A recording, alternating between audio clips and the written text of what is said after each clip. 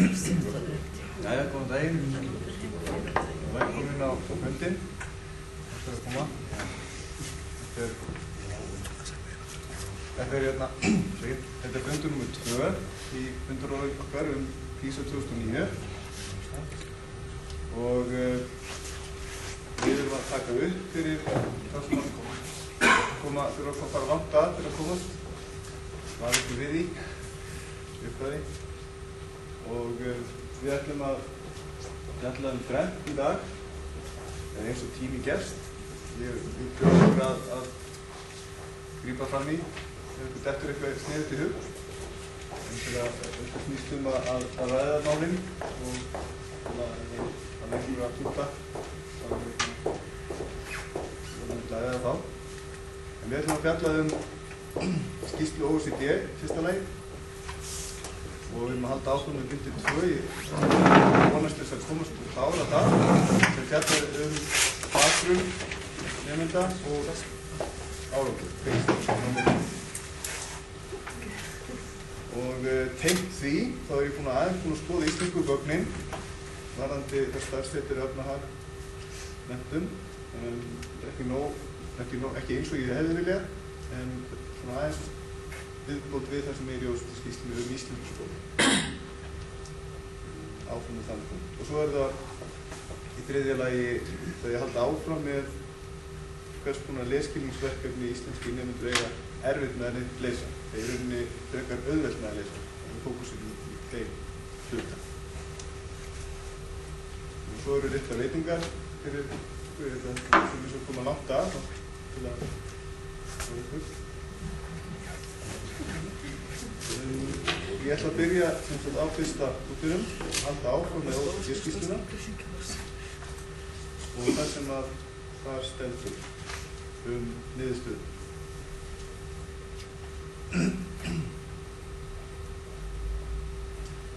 Ég langaði að byrja á þessari mynd. Ég gláði margir séð þetta áður. Þetta kemur alltaf út í Education at a Glance hvert ár. Þetta er fyrir 2006 en nú er komið inn ný mynd en hún breytist lítið. Það sýnir hversu hátt hlutfall landsmanna hefur útskrifast með framhaldsskólapróf, einhvers konar eða framhaldspróf eitthvað eftir grunnskóla. Og mér finnst svolítið sláandi alltaf að ungt fólk á Íslandi, sem er bara ljós sláandi að þessi þriðjungur sem vantar upp á sem hefur ekki lokið neinu eftir grunnskólapróf. Það eru krakkar sem fólk sem fer út í lífið og er í lífið lifir án frekari formlegri menntunar. Og með þessi hópur þetta er kannski það sem að PISA er að reyna að ná til með því að skoða hvað geta þessi nemendur, hversu læsir eru þeir á texta, stærðfræði og náttúrufræði og þá efniviður þjóðfélagsins. Og við erum með sem mjög lágt hlutfall þegar við lokið einhver eftir grunnskóla, þá er þetta punkt sem að hefur ekki lokið neinu. Þá er það í rauninni bara nauðsynlegur og það er rauninni þess að finnst mér að PISA nálgunin af gæðu menntunar eigir mjög vel við hér. Hún er meira viðeigandi en í löndum sem það eru með 90% fólk sem fer og lærir eitthvað meira eftir grunnskóla. Þá er það efniviðurinn í landinu, hann er öðruvísi á endanum heldur en við 15 ára. Svona einhver að þessu við varum mikilvæg mynd. Hvenær er fætt? Já, þetta er 2006, þannig að þetta er 25-34, þetta er 2006 mínus 34. 70 og hvað? Já, þetta er komið 70, ekki? Fólk hér. Og svona í samanburði, þegar við erum alltaf að tala eða oft heyrum að tala að Íslendingar séu vel menntaðir og það sést á þessari mynd sem er Equal Education at a Glance sem að sýnir sem sagt heildar hlutfallið af fólki í landinu á árið 2008 búist við að hafi lokið eða byrjað einhverjum háskólanum. Complete, já, sem klára fyrsta stigið af háskólanum. Hér við nummer 3 í þessari röður, á þessum löndum fyrir sín, á þessum efsta stalli, sem kemur svona stallur og svo lækkar þetta hlutfall. Við sjáum hérna Svíþjóð þarna, töluvert neðan Noregur og Danmörk, hérna.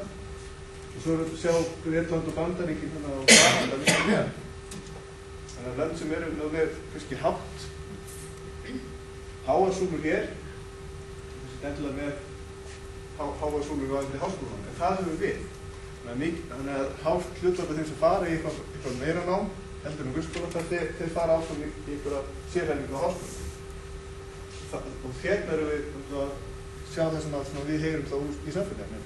En þetta gleymist oft í þeirri umræðu að þriðjungur af ungu fólki í Íslandi ekki búin að læra neitt umfram grunn. Við þurfum að vera viðeigandi fyrir okkur. En þetta er líka dálítið, eins og ég veit, í Þýskalandi þá mörg menntur sem ekki háskólastigi, sem hér á háskólastigi. Eins og hjúkrunarfræði og líka fleiri löndum þannig að þessum þannig að þetta er vera leikur að tölum smá. Þessi seinni mynd, og eins líka fyrir myndi, það náttúrulega meira frambúð af einhverju námi sem að gefa réttindi, en einhver síður höfum við alltaf svona grunnfræðina. Það ætti ekki vera ástæðan fyrir því að við höfum svona langt upp. Ég ætla að fjalla bindi 2 af þessum 6 bindum og ég var kominn þarna einhvers staðar í Lundig annars bindist í síðasta og síðasta bindi. Það var halda áfram svona nokkuð með það. Hlutfall nemenda sem að hlutfall af 15 ára nemendum í landinu sem eru í grunnskóla. Við erum hérna meðaltalandi sem er 100%, en svo eru lönd innan OECD og utan OECD. Það sem PISA nær ekki til. PISA-prófið nær ekki til þeirra sem vantar þarna upp á súluna. En þetta er tölur úr hérna skýrslunni og svona ágætt að hafa þetta í huga að prófið ekki fyrir alla hundrunanemendur í öllum löndum. Við erum svo sem meðal þeirra landa sem eru með alla sem þýði sem úrtækið á að eiga við.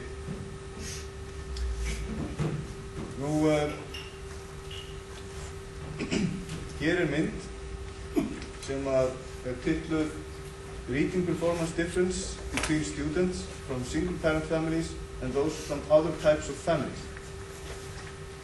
Þetta tengist þessum jöfnuði sem við tala þetta ekki inn í þjóðfélagslegu stöðu barðanum sem mikið notaður í þessum skýrslum. Þetta einfaldlega nemendur sem búa með einu öðru foreldrinu og við sjáum að það eru tvennar tegundir af súlum. Annars vegar það sem er bara frár mismunur, það eru þessu gráu súlurnar, efri súlurnar sem er Bretland fyrir sig. Og svo þegar búið að taka tillit til þess að einstæðir foreldrar eru oft í lægri stéttum heldur en þar sem eru báðir foreldrar á heimili. Það hafa minni rýra efnahagur og eru annarri stöðu. Mismunandi hvort það tengist menntun ekki eftir löndum, en það er búið að taka tillit til þess í neðri súlunum, bláu súlunum sem eru í hvert land. Og við sjáum hægra megin eru þó súlurnar ganga frá þessum munurinn er nemendum sem eru með báðarforeldraheimili í Haag og svo til vinstri er þá súlur til lönd þar sem er í hinn áttum. Nemendur sem búa með einu foreldri í Haag. Það eru nokkur lönd. Það geti tengst menntun foreldra í hinn áttina. Staða Íslands í þessari röðum mjög svipuð fyrstu stöðinni, en hún er töluvert ólík á Norðurlöndum. Sem þegar búið að taka tillit til þjóðfélagslegrar stöðu,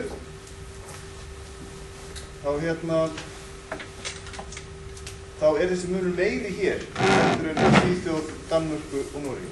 Hér er ekki Svíþjóð, Danmörku og Noregi. Og þetta hefur aukist milli ára. Þannig ég gerði skýrslu 2000 gögnum þar sem kom fram að það var engin munur á þessum tveimur hópum hér. Þannig að hvernig munur þá? Á færni, lesskilningsfærni. Þannig að börn sem eru alast upp í aðstæðarfólk sem eru með slakari leikskilning?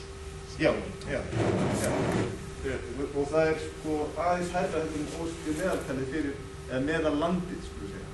Við tökum öll OECD-löndin og búum til eitt land, þá erum við með rétt 60 stig, en Ísland er þessi munur meiri. Það er 8 stig. Þannig að stíðum ekki aðallega en þessu röðum myndið landan. Á þessum 10 árum finnst þetta að hafa breyst hjá okkur.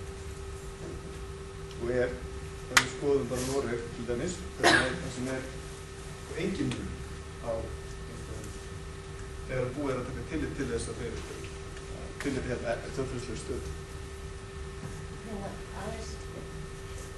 Hvað er þetta gamli myndir? Er þetta þessi 24? Nei, nú erum við að tala um 15 ánum. Við erum að tala um PISA-niðurstöðum. Já. Nú skoðum fleiri tölur. Hérna er Reading Performance by School Location.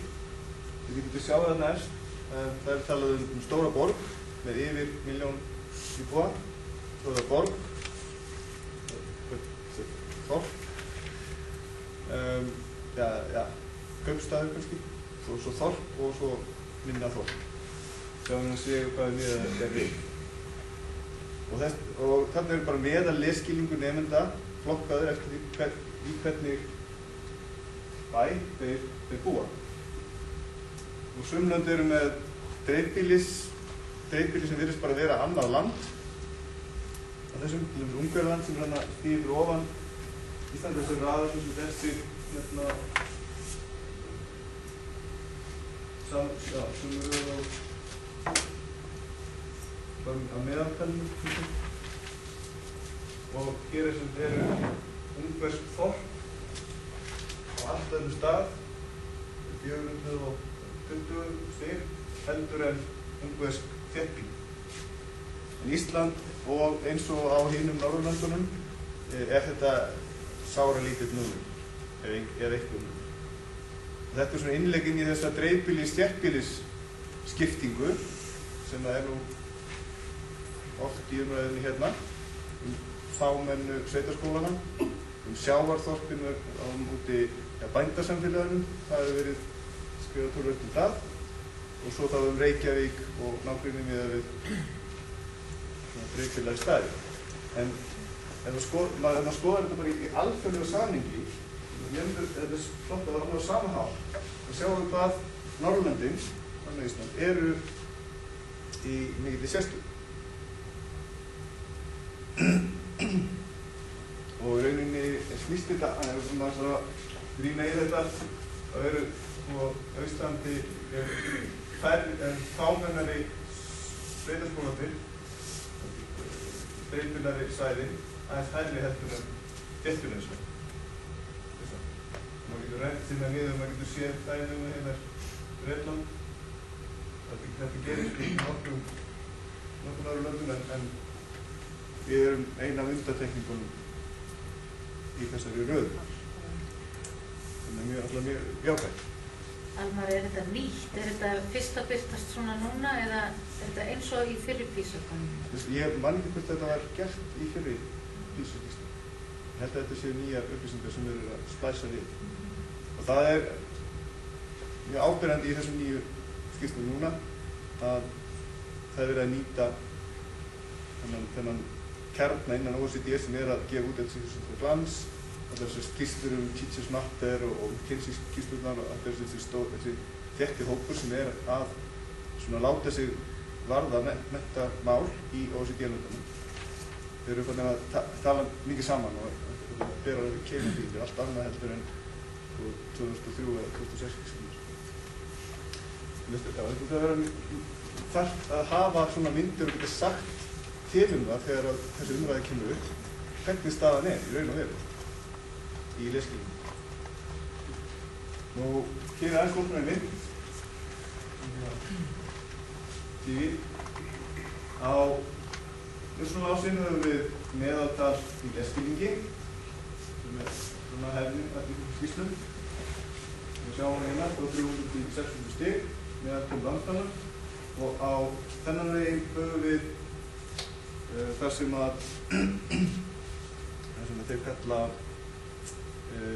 áhrif af þjóðfélagslegri stöðu á meðal lesskilning, á lesskilning. Þeir útskrifaði þarna niðri percentage of variance in performance explained by the PISA Index of Economic, Social and Cultural Status og segja svo R² sinnum 100.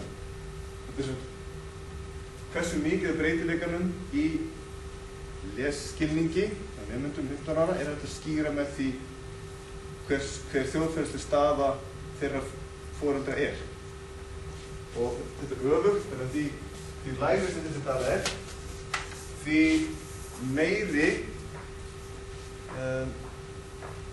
því sem minna impact of socio-economic background. Bakgrunnur skiptir minna máli eftir því sem er lengra til hægri.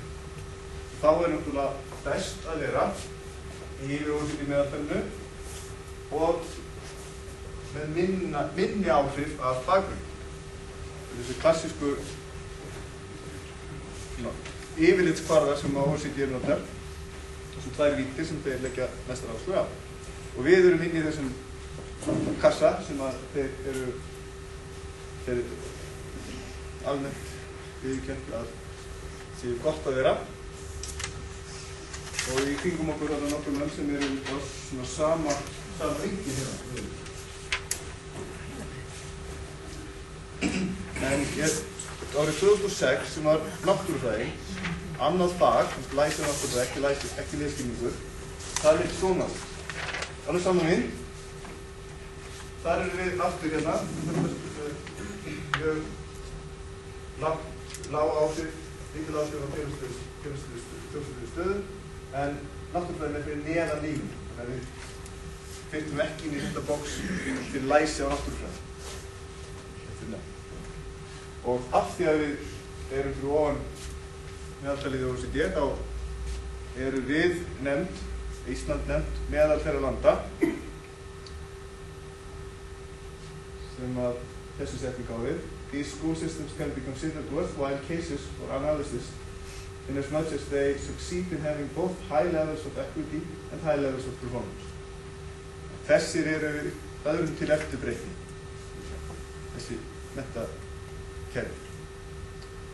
Það er líka athyglisvert að mörg af þessum menntakerfum sem er alltaf í toppnum eru í þessum hópi. Og niðurstaðan sem er oft fyrsta sem þeir segja í kynningum er svo að það er vel hægt að gera bæði. Og nefna þessi menntakerfi sem dæmi það. Og þarna er ekki bara Asíurum. Það er mikilvægt að aftur sig því þetta er úr öllum úr ólíkum heimsálum, ólíkum menningarheimum. Og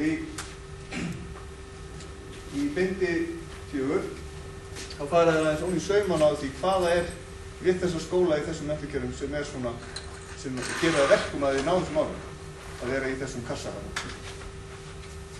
Við tökum það fyrir svona þegar það er voru.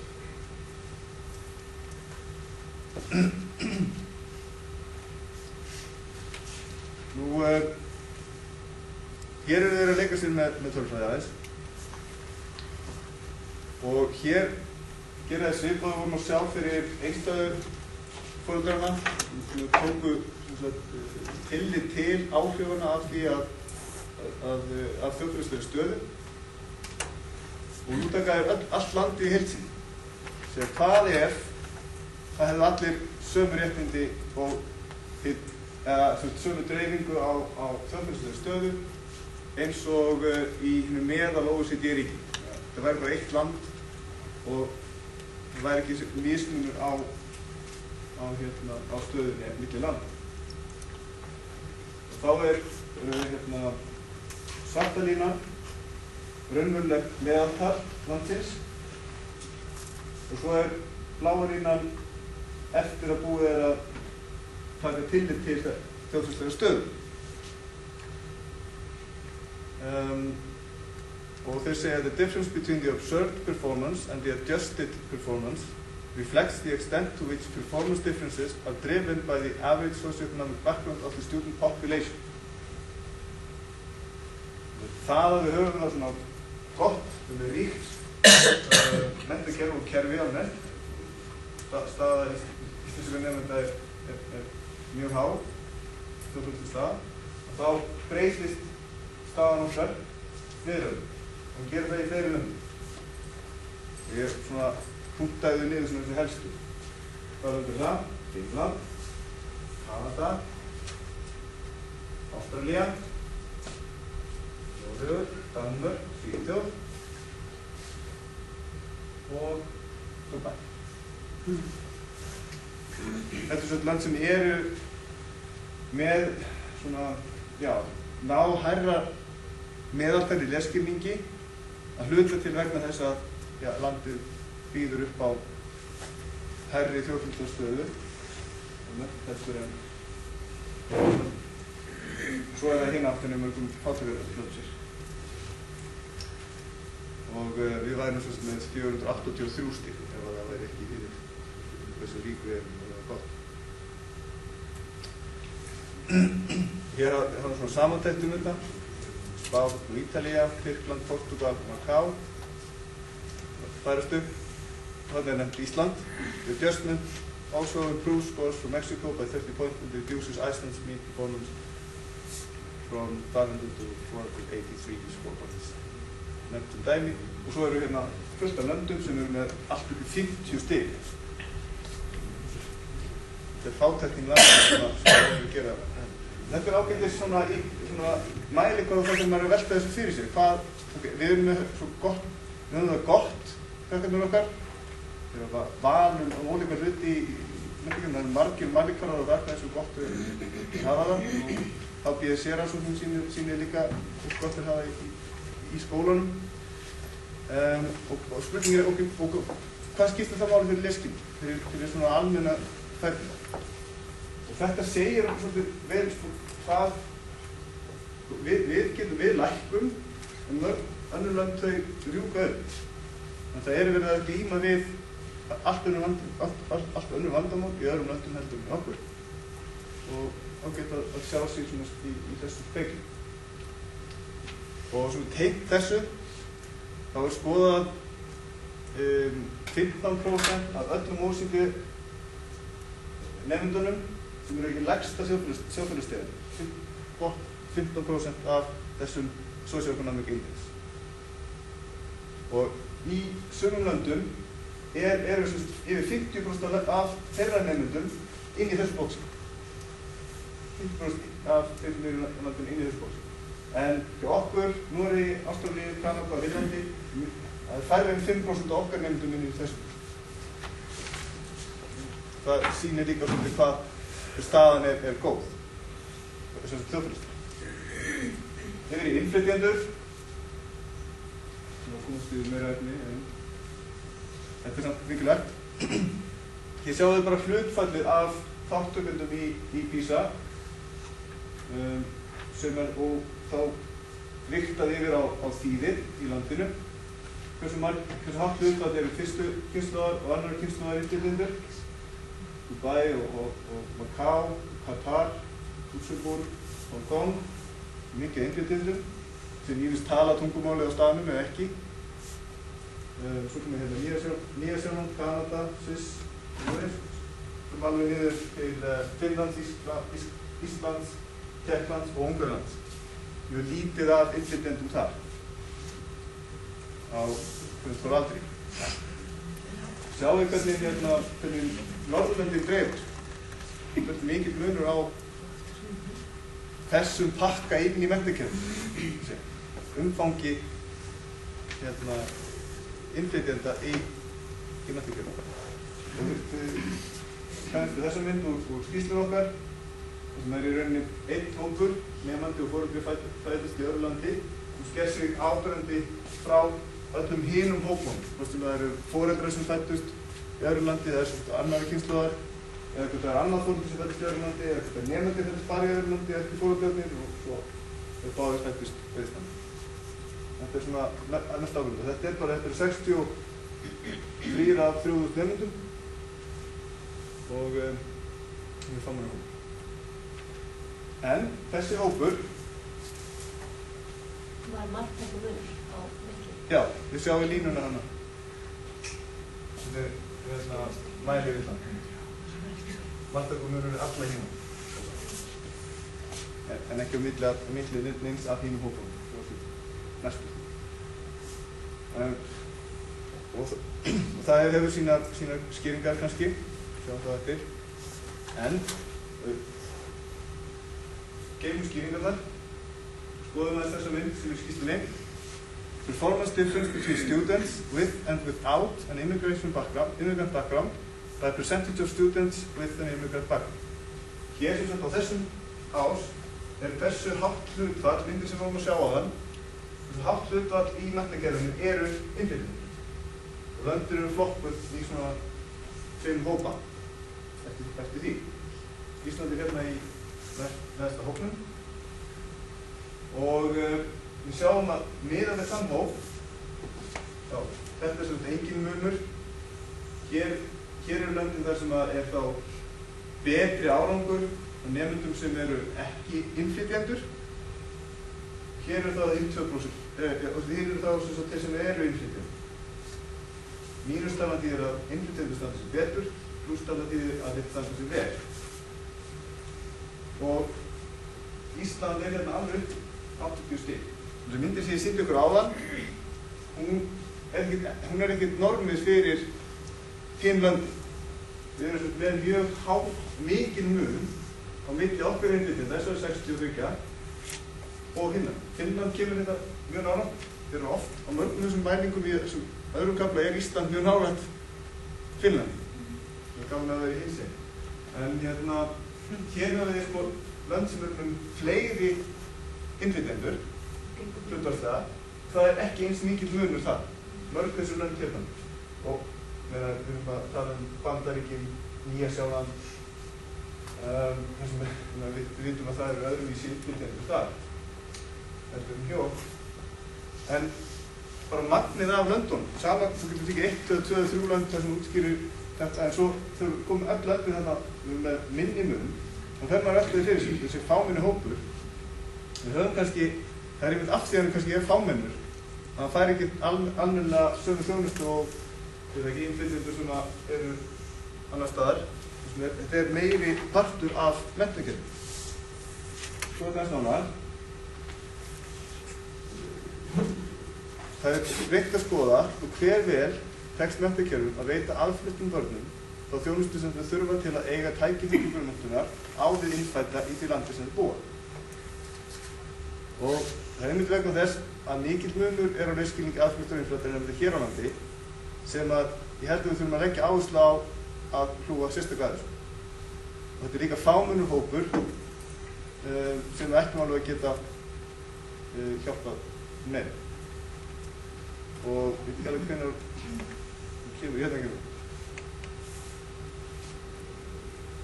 Kannski stærsta ástæðan fyrir þessum mun er að við erum með mjög hátt hlutfall innflytjenda, 82% eru að tala annað tungumál en íslensku heimahins. Og það er skilgreina fyrir okkur hópinn og skilgreina fyrir okkur náttúrulega mun. Þetta er mjög hátt hlutfall miðað við mörgum öðrum. 2009, já. Já, 2009. Og hérna talaður um það, students with an immigrant background are more likely to speak a language different than that of the assessment at home in the United States, Sweden, Austria, Norður, Danmörk, Ástralía, Nýja Sýrland, Æsland. Mjög hátt hlutfall. Þannig að svolítið, baka. Og hér eru þeir aftur að fara að taka út áhrifin af því að þjóðfélagsstaða innflytjenda er oft lakari heldur en innfæddra. Gráusúlurnar fyrir þá leiðréttingu, blásúlurnar eftir þá leiðréttingu. Og þetta er að eftir búið þeirra leiðréttinga. Við erum alveg hérna á ásnum þrátt fyrir það. Ekkert að segja það að þessi vegna þess að innflytjendur á Íslandi séu sérstaklega fátækari heldur en eða minna menntaðir heldur en innfæddir. Mjög mikilvægt að hafa þennan punkt í huga.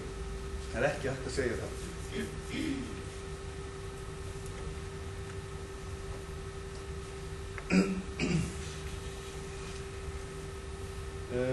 Alma? Já. Ég veldi fyrir mér hérna socio-economic background, þetta hugtak. Og að hve miklu leyti að þú nefndir bæði menntun og efnahag. Og hvernig smittar það saman þess að búa til þessari breytingu? Já, ég hefði kannski hægt að hafa innganginn aftur af því fyrir þessi tíningu eins og síðast. En þetta skiptist í þrennt, það er jafnvægi. Þessi að efnahagurinn metin eftir hvað er til á heimilinu. Nefndurinn bara spurði það því, upptalning á hlutum, fjölda þeirra. Þá er svo búin til einhver mynd af því hvað peninga þurfti til þess að búa til svona heimili. Það er fyrir fyrstu hlutun, annar hlutun er menntun, það er fjöldi ára sem að annað foreldri sem er meira menntað hefur eftir grunnskóla. Og svo er það þriðja, það er staðan, þjóðfélagsleg staða sem er metin eftir ISCO-kóðun Hagstofunnar og sem að alheimshagstofan eða samtök hagstofa í heiminn gefa út og er þá mælikvarði á hversu mikil virðing starf annars foreldris herra er í þjóðfélaginu. Þessi mælikvarði náttúrulega svolítið er ekki alltaf jafn vígur eins í öllum löndum. Við höfum hátt hlutfall af einyrkjum eða fólki sem er með steigfyrirtæki og það skorar hátt á þessum kvarða. Á meðan kannski bændur skorar mjög lágt á þessum kvarða, en þeir eru ofta kannski sinna á starfið fyrir í sér mjög góða framleiðslu og ætti að vera að skora hærra kannski með eins og deildarstjóri í einhverju iðnfyrirtæki. En þetta er engan síður, þetta er þessi því mælikvarði sem er notað til þess að búa til það sem kallast þjóðfélagsleg staða.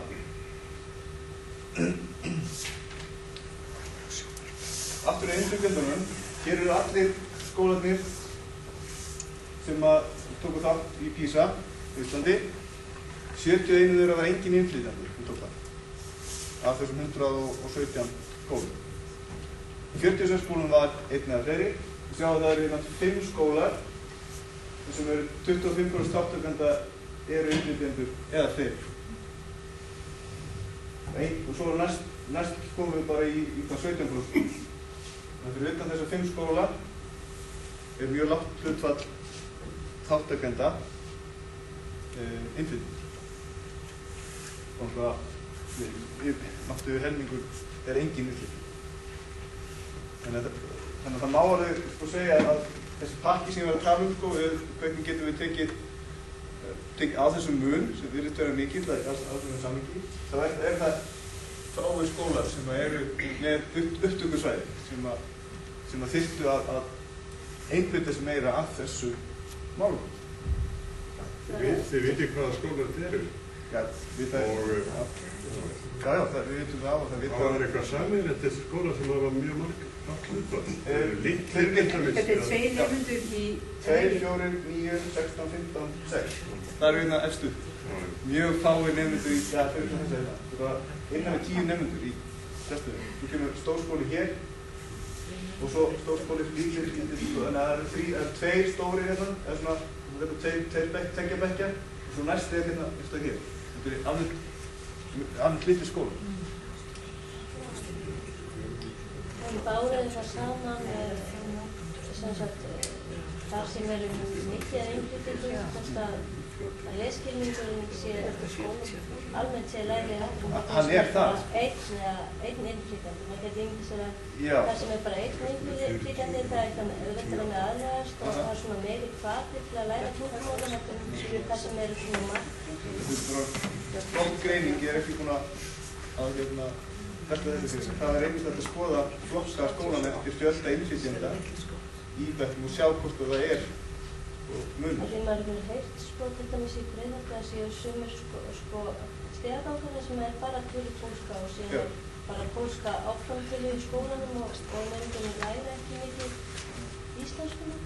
Það er mikið áhuga á því, kannski einhverjum taka. Alveg, ég held að þarna einmitt þessi þarf að taka á. Þessi nefndur þurfa meiri þjálfun.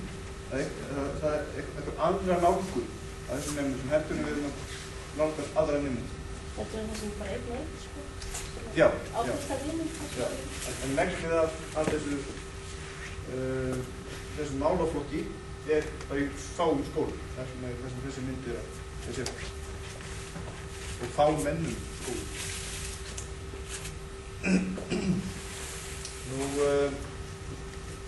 Þá erum við komin að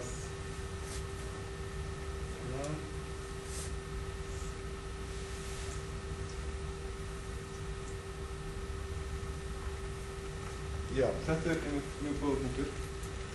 Every OECD country with academic and social inclusion above the OECD average, þannig að minni áhrif af þjóðfélagslegri stöðu, except Spain, has a mean performance at or above the OECD average. Þannig að menntakerfi sem eru með text að vera með lítil áhrif af þjóðfélagslegri stöðu, þau eru líka menntakerfi sem eru meðal eða yfir OECD-mál.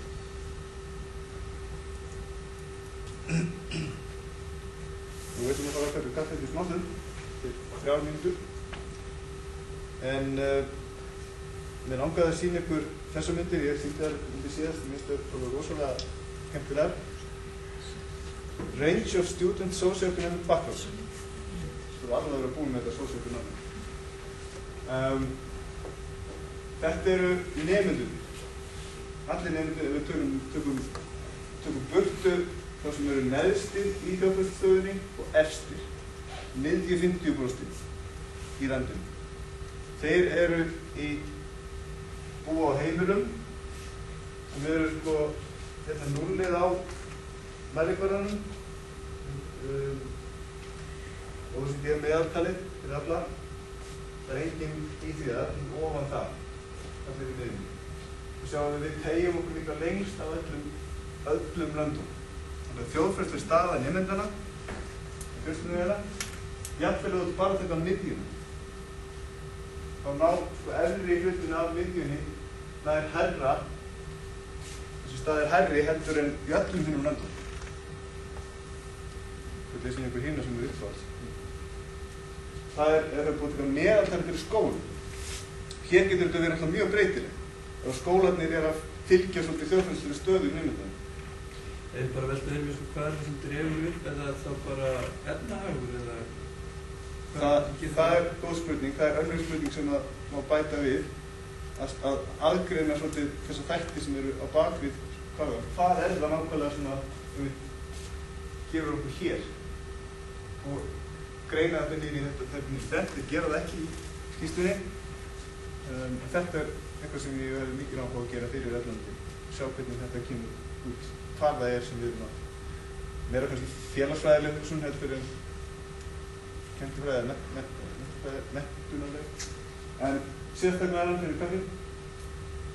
Þetta er sem þau eru búið að taka meðaltölu fyrir skólan, bakgrunnur nemendana, meðaltölu fyrir skólan og þetta er á skólarnir hérna, miðju 50% skólarnir. Og við erum hér.